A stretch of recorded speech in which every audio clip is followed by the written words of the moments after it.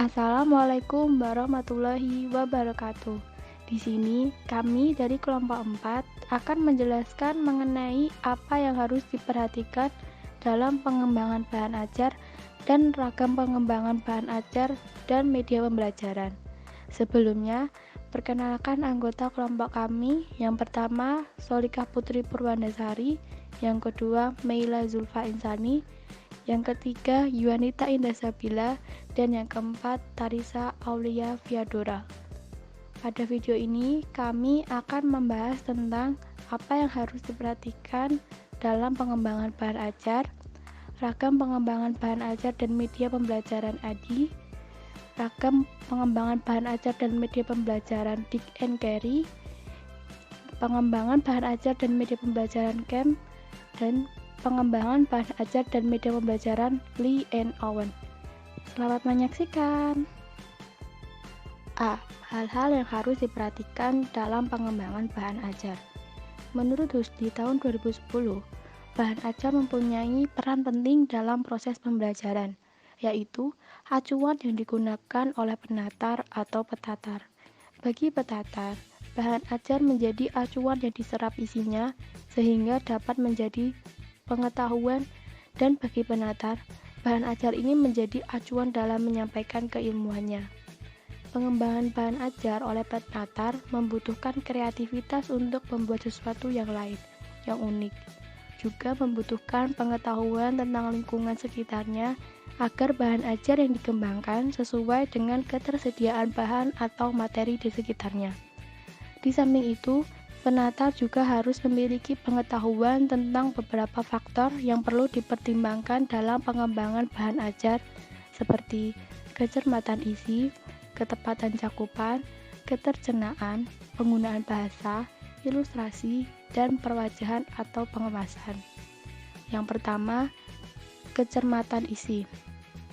Kecermatan isi adalah validitas atau kesahihan isi atau kebenaran secara keilmuan dan keselarasan isi. Kebenaran isinya berdasarkan sistem nilai yang dianut oleh suatu masyarakat atau bangsa. Yang kedua, ketepatan cakupan. Kecermatan isi berfokus pada kebenaran isi secara keilmuan dan sistem nilai yang berlaku di masyarakat. Maka ketepatan cakupan berhubungan dengan isi bahan ajar dari sisi keluasan dan kedalaman isi atau materi secara keutuhan konsep berdasarkan bidang ilmu. Yang ketiga, ketercenaan bahan ajar. Bahan ajar menggunakan media apapun harus memiliki tingkat ketercenaan yang tinggi. Artinya, bahan ajar dapat dipahami dan isinya dapat dimengerti oleh peserta dengan mudah. Ada 6 hal yang mendukung tingkat ketercenaan bahan ajar. Yang A. Pemaparan yang logis. Bahan ajar yang dipaparkan secara logis, misalnya mulai dari yang umum ke yang khusus atau sebaliknya, dari yang mudah ke yang sukar, atau dari yang inti ke pendukung. B. Penyajian materi yang runtut. Bahan ajar disajikan secara sistematis, tidak meloncat-loncat. Keterkaitan antara materi atau topik dijelaskan dengan cermat. Kemudian, setiap topik disajikan secara sistematis dengan 3 strategi, yaitu yang pertama, penyajian uraian, contoh, dan latihan. Yang kedua, contoh, latihan, penyajian, uraian. Yang ketiga, penyajian uraian, latihan, contoh. C. Contoh dan ilustrasi yang memudahkan pemahaman. Untuk menyajikan suatu topik dan memaparkan suatu pokok bahasan, diperlukan contoh dan ilustrasi yang dapat membantu dan mempermudah pemahaman peserta. D. Alat bantu yang memudahkan. Bahan ajar perlu memiliki alat bantu yang dapat mempermudah peserta dalam mempelajari bahan ajar tersebut. Dalam bahan ajar cetak, alat bantu dapat berupa rangkuman untuk setiap bab, penomoran, judul bab yang jelas, serta tanda-tanda khusus, misalnya tanda tanya yang menandakan pertanyaan. E. Format yang tertib dan konsisten. Bahan ajar perlu memelihara ketertiban dan konsistensinya agar mudah dikenali, diingat, dan dipelajari oleh peserta. F. Penjelasan tentang relevansi dan manfaat bahan ajar. Dalam bahan ajar, perlu ada penjelasan tentang manfaat dan kegunaan bahan ajar dalam mata tataran. Bahan ajar dapat berperan sebagai bahan utama yang akan digunakan dalam pembelajaran di kelas atau sebagai alat bantu peserta belajar mandiri di rumah, seperti buku kerja, buku paket, atau kerja mandiri. Yang keempat, penggunaan bahasa. Dalam mengembangkan bahan ajar, penggunaan bahasa menjadi salah satu faktor yang penting. Penggunaan bahasa yang meliputi pemilihan ragam bahasa, pemilihan kata, penggunaan kalimat efektif, dan penyusunan paragraf yang bermakna sangat berpengaruh terhadap manfaat bahan ajar. Walaupun isi bahan ajar Anda sudah cermat, menggunakan format yang konsisten, serta dikemas dengan menarik, namun jika bahasa yang Anda gunakan tidak dimengerti oleh peserta, maka bahan ajar tidak akan bermakna apa-apa. Yang kelima, perwajahan atau pengemasan. Perwajahan atau pengemasan berperan dalam perancangan atau penataan letak informasi dalam satu halaman cetak, serta pengemasan dalam paket bahan ajar multimedia. Penataan letak informasi untuk satu halaman cetak dalam bahan ajar hendaknya mempertimbangkan beberapa hal, yaitu A. Narasi atau teks yang terlalu padat dalam satu halaman membuat peserta lelah membacanya. B. Bagian kosong atau white space dari satu halaman sangat diperlukan untuk mendorong peserta mencoret-coret bagian kosong tersebut untuk rangkuman atau catatan yang dibuat peserta sendiri. Sediakan bagian kosong secara konsisten dalam halaman-halaman bahan ajar. Ragam pengembangan bahan ajar ada 4. Yang pertama, ADI, 2. Dig and Carry, 3. Camp, 4. Lee and Aun. Yang pertama ada ADI. Model ADI adalah salah satu model desain sistem pembelajaran yang memperlihatkan tahapan-tahapan dasar sistem pembelajaran yang sederhana dan mudah dipelajari. Model ini terdiri dari 5 fase atau tahap utama, yaitu 1. Analisis atau analisis, 2. Desain, yaitu perencanaan, 3. Development, yaitu pengembangan, 4. Implementation atau implementasi, 5. Evaluation atau evaluasi. Yang kedua, ada ragam pengembangan bahan ajar dan media pembelajaran Dig and Carry.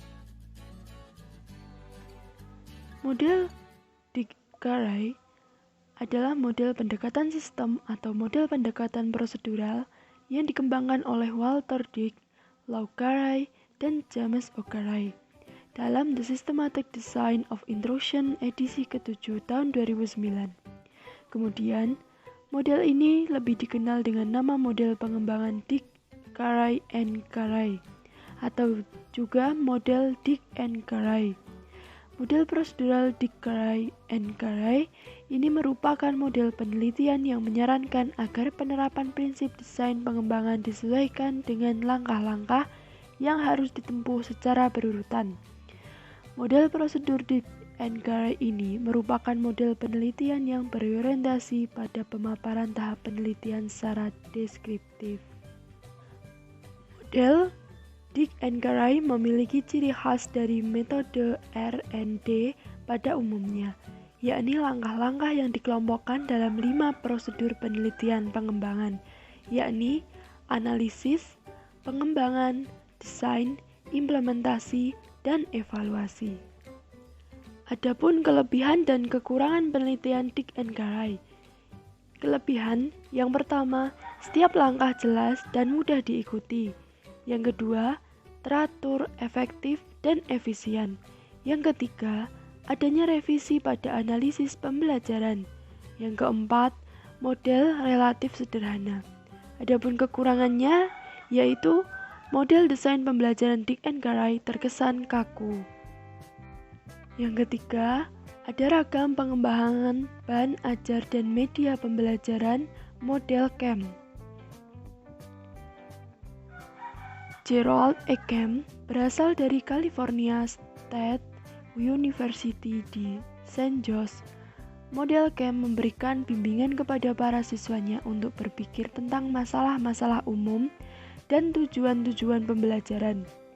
Model ini juga mengarahkan para pengembang desain instruksional untuk melihat karakteristik para siswa, serta menentukan tujuan-tujuan belajar yang tepat. Langkah berikutnya adalah spesifikasi isi pelajaran dan mengembangkan pretest dari tujuan-tujuan yang telah ditetapkan. Selanjutnya adalah menetapkan strategi dan langkah-langkah dalam kegiatan belajar mengajar serta sumber-sumber belajar yang akan digunakan. Selanjutnya, materi isi konten, kemudian dievaluasi atas dasar tujuan-tujuan yang telah dirumuskan. Langkah berikutnya adalah melakukan identifikasi dan revisi didasarkan atas hasil evaluasi.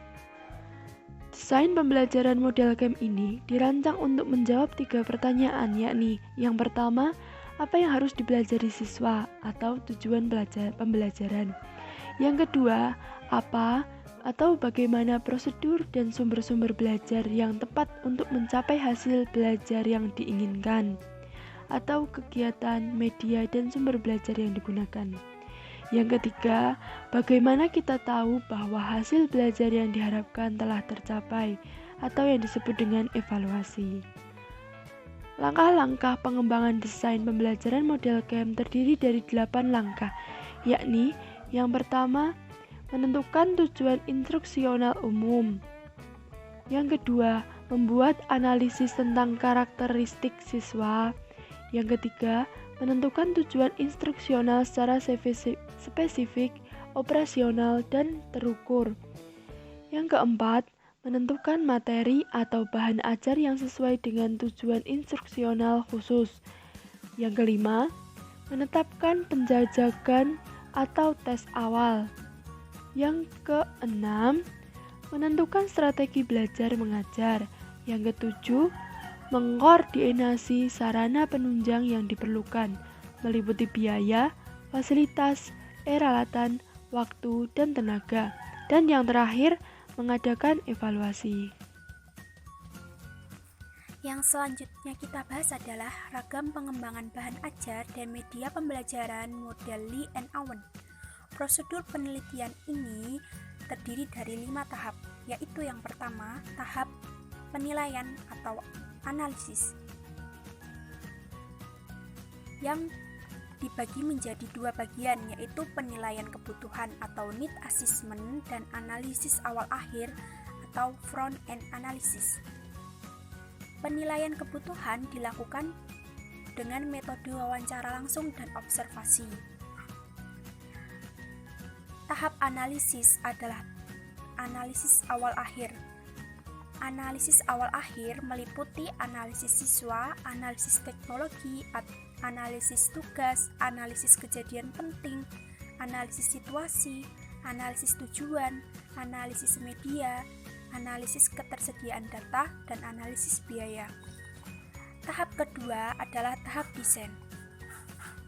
Tahap desain mencakup serangkaian kegiatan seperti membuat jadwal dalam pengembangan multimedia, membuat tim proyek, merancang spesifikasi media yang akan dikembangkan, merancang struktur materi yang akan dikembangkan dalam multimedia, dan mengontrol proses kerja pengembangan dari berbagai permasalahan. Di samping itu, pengembang juga menyiapkan perangkat yang diperlukan dalam proses validasi ahli dan uji coba audiens. Tahap ketiga adalah tahap pengembangan produk, yaitu menerjemahkan spesifikasi produk ke dalam wujud fisik, yaitu software multimedia interaktif.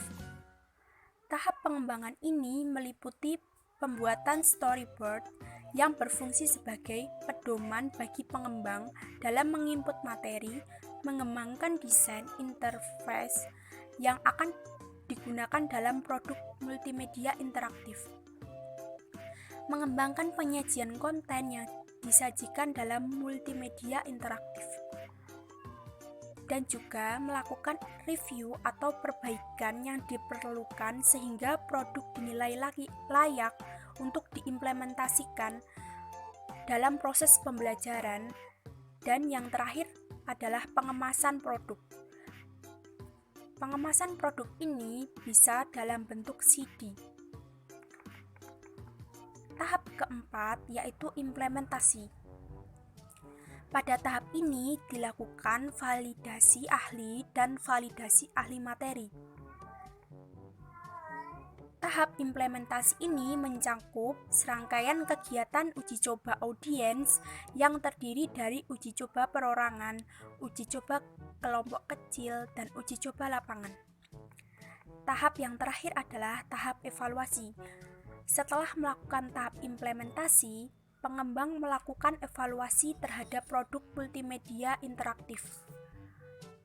Evaluasi yang dilakukan pada penelitian pengembangan ini adalah evaluasi yang berorientasi pada kelayakan multimedia yang dikembangkan melalui validasi ahli media, ahli materi, serta hasil uji coba produk. Sekian yang dapat kami sampaikan, kurang lebihnya mohon maaf. Wassalamualaikum warahmatullahi wabarakatuh.